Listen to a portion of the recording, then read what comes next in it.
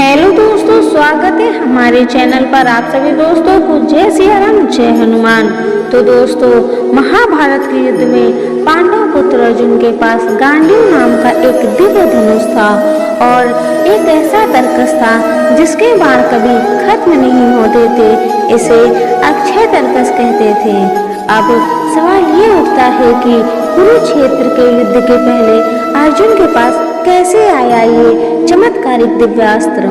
इस संबंध में हमें दो पौराणिक कथाएं मिलती हैं जो कि इस वीडियो में आज हम आपको सुनाने वाले हैं। तो दोस्तों, पहला कथा है कौरव और पांडवों के बीच जब राज बंटवारे को लेकर कलह चली तो मामा शकुनी के अनुशंसा पर धृतराष्ट्र ने खांडव नामक एक जंगल को देकर पांडवों को कुछ समय तक के लिए शांत कर दिया।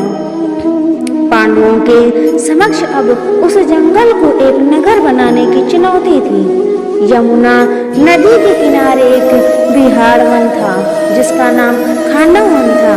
पहले इस जंगल में एक नगर हुआ करता था, फिर वह नगर नष्ट हो गया और उसके खंडहर ही बचे थे। खंडहरों के आसपास वह जंगल निर्मित हो गया था। भगवान श्री कृष्ण ने अर्जुन को खांडव वन ले जाते हैं और वहाँ वे उस वन खंडहरों को दिखाते हैं। अर्जुन ने पूछा कि हम इसे कैसे अपनी राजधानी बनाएंगे। तब श्री कृष्ण विश्वकर्मा का आवाहन करते हैं। विश्वकर्मा प्रकट होकर कहते हैं कि हे प्रभु, इस खांडव में मायासुर ने नगर बसाया था जो आज खंडहर हो चुका है।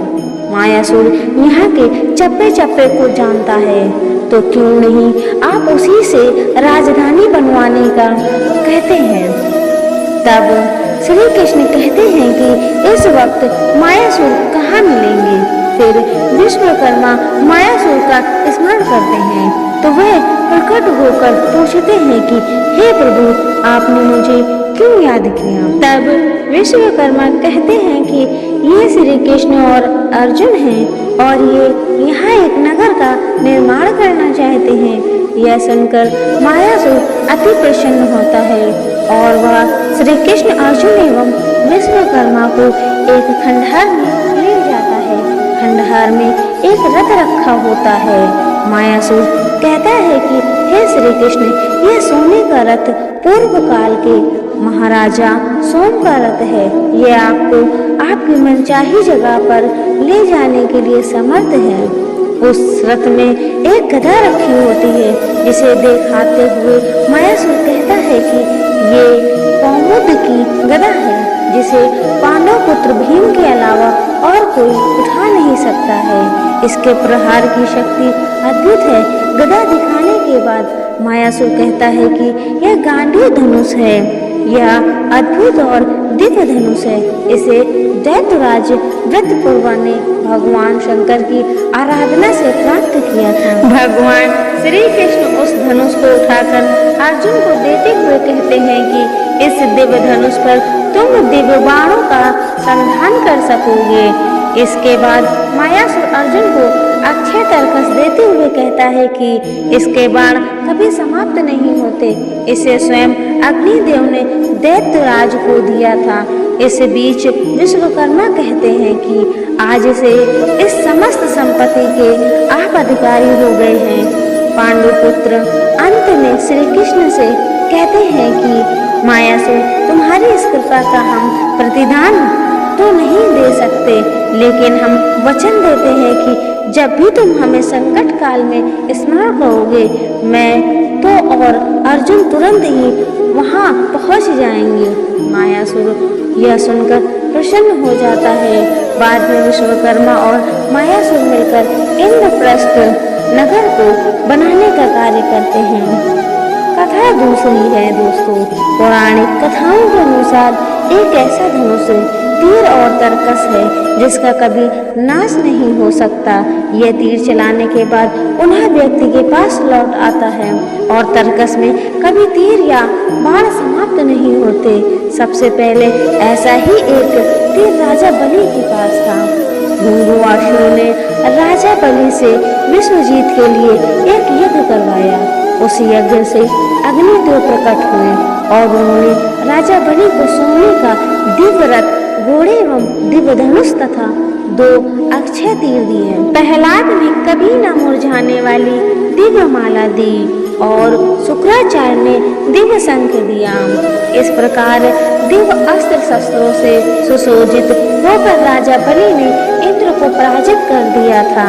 राजा बलि इन दिव्य धनुष और बाण की बदौलत तीनों लोकों पर राज्य करने लगा था। उसी तरह की एक कथा है कि श्वेतकी के यज्ञ में निरंतर 12 वर्षों तक घृत पान करने के बाद अग्निदेव को तिथि के साथ साथ अपच भी हो गया।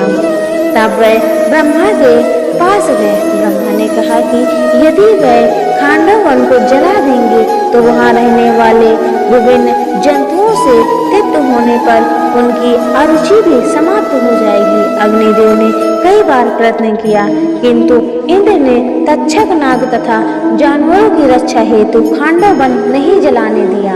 अग्नि पुनः ब्रह्मा के पास पहुँचे। ब्रह्मा ने कहा कि अर्जुन तथा कृष्ण खांडव वन के निकट बैठे हैं, उनसे प्रार्थना करें।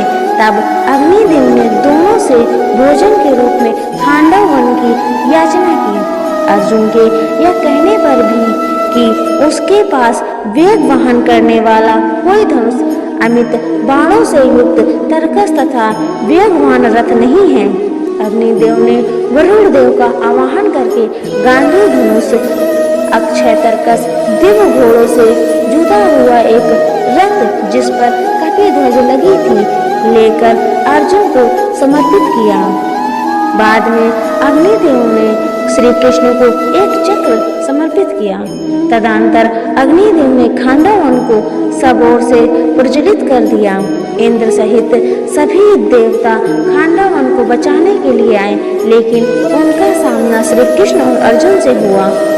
अंततोगता सभी हार गए। खांडव वन दहा से दक्षत, नाग, अश्वसेन, मायासुर तथा 4 शंकर नामक पक्षी बच गए थे। इस वनदहा से अग्निदेव तृप्त हो गए तथा उनका रोग भी नष्ट हो गया।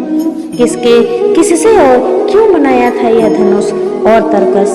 वतासुर नाम का एक दैत्य था जिसका संपूर्ण धरती पर आतंक था। उसके आतंक का सामना करने के लिए दतीची ऋषि ने देश हित में अपनी हड्डियों का दान कर दिया था। उनकी हड्डियों से 3 धनुष बने। पहला था गांडीव, दूसरा था पिनाक और तीसरा था सारंग। इसके अलावा उनकी छाती की हड्डियों से इंद्र का वज्र बनाया गया। इसी सभी दिव्यास्त्रों को लेकर मदासुर के साथ युद्ध किया और उसका वध किया गया। कहते हैं कि इंद्र ने यह वज्र कर्ण को दे दिया था। पिनाक शिव के पास था जिसे रावण ने ले लिया था। रावण से यह परशुराम के पास चला गया। परशुराम से इसे राजा जनक को दे दिया गया था। राजा जनक की सभा में श्री राम ने इसे तोड़ दिया था। सारंग विष्णु के पास था। विष्णु से राम के पास गया और बाद में श्री कृष्ण के पास आ गया था। कहते हैं कि गांडीव अग्निदेव के पास था जिसे अर्जुन ने ले लिया था। हालांकि उपयुक्त कथा अनुसार गांडीव धनुष मायासुर के द्वारा मिला था। इस तरह हमें 2 तरह की कथाएं प्राप्त हुई। एक अन्य कथा कहती है कि कण्व ऋषि कठोर तप कर रहे थे। तपस्या के दौरान उनका शरीर दीमक द्वारा बांदी बन गया था। बांदी और उसके आसपास की मिट्टी के ढेर पर सुंदर कटीले बांस उग गए थे।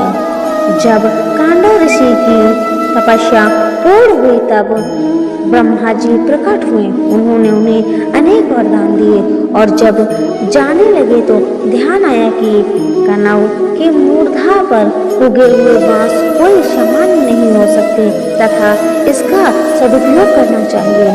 तब ब्रह्मा जी ने उसे काटकर विश्वकर्मा को दे दिया और विश्वकर्मा ने उससे 3 धनुष बनाए। पहला पिनाक, दूसरा सारंग और गांडीव। इस तीनों धनुषों को ब्रह्मा जी ने भगवान शंकर को समर्पित कर दिया।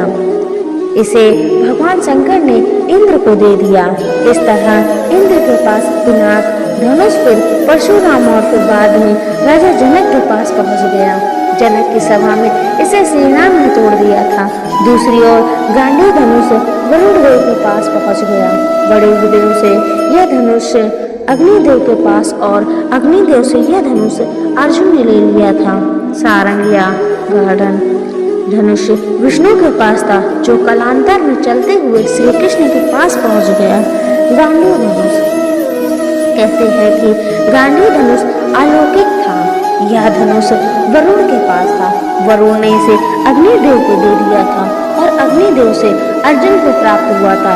यह धनुष देव दानव तथा गंधर्व से अनंत वर्षों तक पूजित रहा था। वह किसी शस्त्र से नष्ट नहीं हो सकता था तथा अन्य लाख धनुषों का सामना कर सकता था। जो भी इसे धारण करता था उसमें शक्ति का संचार हो जाता था। अक्षय तर्कस अर्जुन के अक्षय तर्कस के बाण कभी समाप्त नहीं होते थे। गति को तीव्रता प्रदान करने के लिए जो रथ अर्जुन को मिला था उसमें अलौकिक घोड़े जुते हुए थे, जिसके शिखर के अग्रभाग पर हनुमान जी बैठे थे और शिखर पर कपिध्वज लहराता था। इसी के साथ उस रथ में अन्य जानवर विद्यमान थे जो भयानक गर्जना करते थे। दोस्तों, ये थी अक्षय तर्कस और गांडीव अस्त्र की जानकारी। दोस्तों, अगर ये वीडियो अच्छी लगी हो तो वीडियो को लाइक कर दें, चैनल को सब्सक्राइब कर दें। दोस्तों, मिलते हैं ऐसे ही नेक्स्ट वीडियो में। तब तक के लिए आप सभी दोस्तों को जय सिया राम, जय हनुमान।